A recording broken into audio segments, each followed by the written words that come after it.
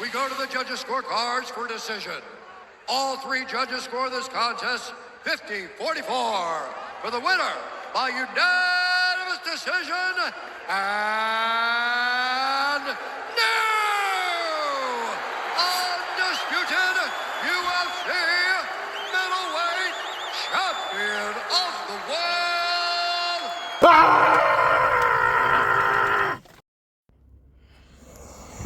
Can you hear me breathing? Can you hear me fucking breathing? The sport has been fucking ruined. Khamzat Chimaev is the world champion, which may not have sounded like a bad thing a few years ago. Like, I actually wanted to see him become champ at some point because I thought, holy shit, this guy's cool. But after seeing that fight, Jesus Christ. That was literally one of the worst fucking fights I've ever seen. Like, the first round was pretty cool. I'm like, holy shit. And by the time I got to the fourth round, I'm like, oh, God, Jesus Christ, can we, like, bruh. People have the audacity to call Bilal boring. My GOAT, my glorious King Bilal. At least Bilal actually throws hands on the feet. It has his Canelo hands and actually, you know, is not scared to strike and actually mixes it up. Same with Merab. People call Merab boring, but like Guru said, at least Merab actually fucking trades on the feet and will run at you and will actually give us some excitement. Khamzat did... People, to all you niggas that are saying, this is MMA, not boxing, I have this to say. It's MMA, not a fucking grappling match. Holy shit. That was just dead. That was... This division is dead. Like, light heavyweight's ruined. Heavyweight's gone to shit. I mean, yeah, at least we have Aspinall as champ, but there's no one in the division. And now middleweight's fucking gone. Jesus. Well, at least we still have welterweight and lightweight. I mean, featherweight's looking okay. But yeah. Respect to Khamzat, though. I mean, he did absolutely dominate Dricus. I will give him that. Like, there was nothing Dricus could do. Like, Dricus was just getting held down the entire time. And even when he tried to get back up, Khamzat would just drag him back down. And his cardio looked improved. He looked like he was on another level. And I had a bad feeling, I can't lie. Like, even though I picked Dricus, this fight was giving me Aljamain Sterling versus Sean O'Malley vibes. I don't know about y'all. Like, you had this guy in Khamzat Chimaev who was this... a bit like Sean O'Malley in the sense that they'd been in the UFC for years, but it seemed like they hadn't quite lived up to their potential since their debut. There was all this talk about whether they were actually that good or whether they were just hype jobs, but they get past all the hurdles and finally make it to a title fight against someone who, on paper, seemed like would be the nightmare matchup for them. And I had a feeling that, you know, it was history repeating itself, that he was going to go out there and choke Dricus out. Like, I didn't think it was outrageous to think he could win a decision. I thought maybe he could bank the early rounds and then just, you know, survive till the end, which is, I mean, in a way, kind of what happens when you take into account the fifth round. That's basically what happened. I mean, it's an exaggeration for sure, but he did lose the last minute of the round. I know it sounds like I'm coping, but it's true. He did. But yeah. I'm really not looking forward to Khamzat as champion. If this is what we're getting from him once a year, like, just close the division off. Or at the very least, send him up to light heavyweight so we can get rid of Ankalaev. But that's the only good I can see coming out of Khamzat being champion. At least he'll finally get rid of Ankalaev if he decides to move up. If Pereira wins against Ankalaev in the rematch, then do not keep him at middleweight. Like, do not send him up. And definitely don't send him back down to welterweight. I do not want to see him take out JDM. Like, JDM's actually awesome to watch. Like, I do not want to see him take out JDM. As far as what's next for Khamzat at middleweight, I say give him a Mavov next. I think a Mavov will likely beat Baralho. And then after that, he beats... let's be real, he beats a Mavov.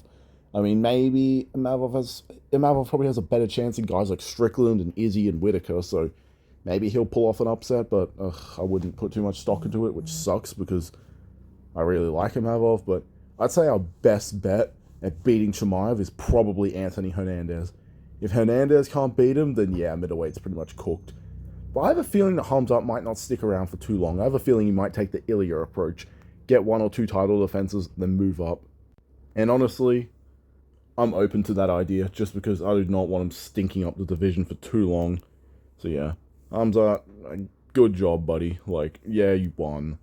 But fuck, he's not going to gain any new fans after that performance. And fuck off with your whole go watch kickboxing. Talk To all you people who enjoy watching nut hugging, go watch grappling. Go watch UFC BJJ or whatever. Go watch all these stupid little grappling matches. I like watching mixed martial arts. Fighters who mix it up. Alright? If I hated grapplers, I wouldn't be rooting for Pantoja to beat Kai Kara-France. People wouldn't be rooting for Charles Oliveira to beat Ilya Topuria. People wouldn't be rooting for Paddy Pimblett and guys like that if we really hated grapplers. It's not that we hate grapplers, we hate boring-ass nut huggers that just lay there for fucking 5 rounds. Like, come on, that was shit. We like Makhachev, alright? Makhachev's actually entertaining because he mixes it up, and even on the ground, he's entertaining to watch. Same with Oliveira. That's what we want to see, not this. Moving on to the co-main event. Oh, and one last thing, can I just say, I can't believe they actually gave Khamzat a bonus for that. It's like they didn't give my glorious King Bilal a bonus when he dominated Leon Edwards and dunked him on his head and outboxed him. They didn't give Merab a bonus when he beat the fuck out of Sean O'Malley, or when he dominated Henry Cejudo, but they'll give Khamzat a bonus for laying on Dricus.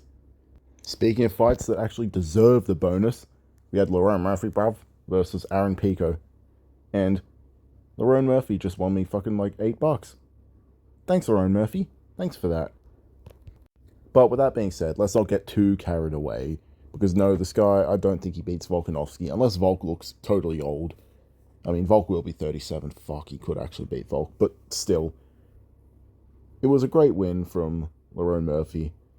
But let's not get too carried away, because at the end of the day, Aaron Pico was not ready for this step up in competition. I mean, the UFC is a different level. This isn't, like, the guy wasn't even a champion in Bellator, and people seriously thought that he was just going to come over and steamroll Lerone Murphy. Like, come on. Let's get real for a second. The UFC is a different level. Like, the amount of privilege this guy was getting was insane. Like, he wasn't even a champion in Bellator, or even ranked, I don't think. And he's getting a title eliminator bout in the co-main event of a pay-per-view in his debut. Like, holy shit, that is some crazy level of privilege.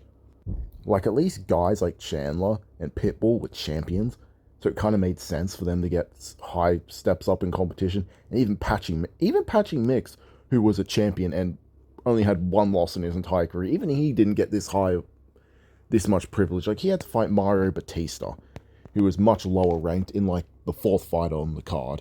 Like, not even he got this level of privilege.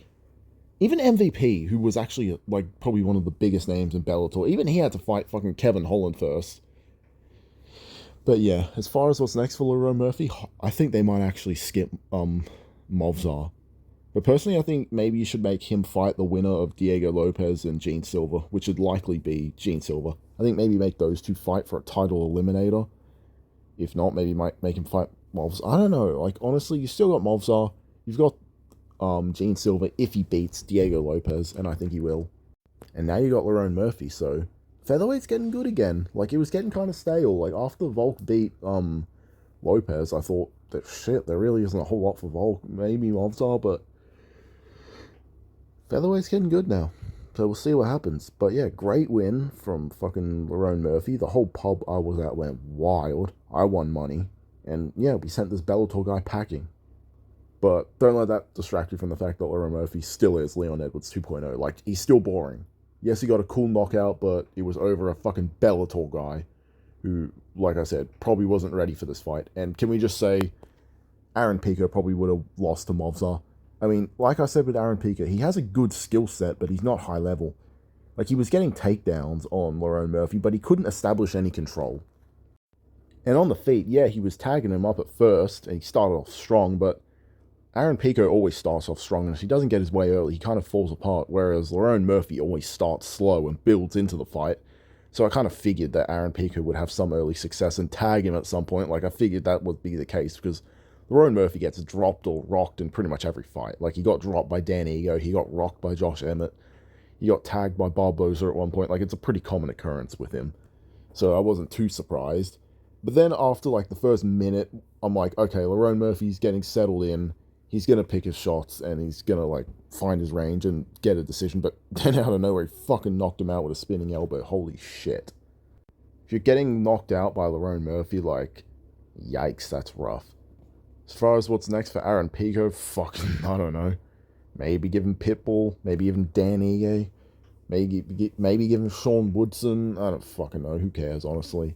As far as what's next for Lerone Murphy, Maybe make him the backup for Volk versus Movzar if that fight happens. If not, maybe do him versus Volk. If not, fucking, I don't know.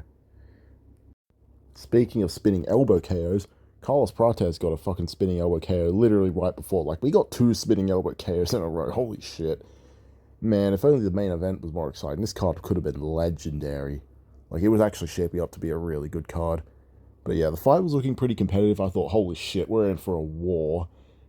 And then Carlos Prates fucking spinning elbows him out of nowhere. Like, I thought he just threw a spinning back fist and missed. And then when I saw him drop, I'm like, what the fuck? But yeah, it was fucking crazy.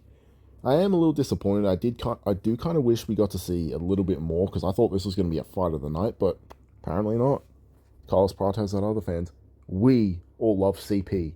CP supremacy. And yeah, this fight is fucking worthy of a bonus. Now, moving on. As far as the rest of the card, MVP got a pretty good decision over Jared Cannonier. Honestly, it was slightly more entertaining than expected. It wasn't fight of the night by any means, but yeah, he got the job done. But I think anyone who can grapple can beat MVP, because he nearly got submitted like 20 times in the last round and pretty much fell over and was just on bottom for the entire round. Honestly, he probably could have gotten Cannonier out of there had he just pushed it a bit more when he knocked him down. Instead of emoting, if he followed up with ground and pound, he probably could have got him out of there, because Cannonier's kind of chinny. And yeah, Tim Elliott beat Kai Asakura. God damn it. As far as what's next for Kai Asakura, fucking, I don't know, send him back to Ryzen. Oh, and MVP, I want to say him versus Adesanya, but they won't fucking fight, so fuck, I don't know what you do with him. Maybe give him Strickland? I don't fucking know. And then Cannonier, I don't know, give him Paulo Costa. I guess that's probably what you do with them. As far as what's next for Tim Elliott, maybe do him versus Steve Erceg. That's not a bad idea. And then Kai Sakura, like I said, send him back to Ryzen. And then the rest of the card, Bashanga, whatever his fucking name is, Hamzat Chimaev's butt buddy, as the guy called him. Yeah, he won. Mikhail Alexeychik beat Gerald Meerschaert. Women's MMA, no one cares. And fucking Chase Hooper lost. I wasn't expecting that. Alexander Hernandez knocked out Chase Hooper. And then Edson Barboza lost to Carlos. Fuck, why did I say Carlos Prates? Drakkar Close, I meant to say that. Yeah, in a close decision. I honestly thought Barboza could have won that. Like, it was pretty close, but yeah, it is what it is. Barboza should probably retire. So yeah, that was UFC 319. Again, I couldn't be bothered making an outro because, you know, I'm sad that fucking Drick has lost. And it's just been a long day and whatever. But yeah, please like, subscribe, comment, hashtag all hail the Marlin Army. And I will see you guys in the next video. Thinking about doing a tier list next, because there's not going to be any pay-per-views for a while. And I typically don't break down fight nights because I couldn't be asked. So I'm probably going to have to come up with some tier lists. But yeah, I'll see you guys soon. Goodbye.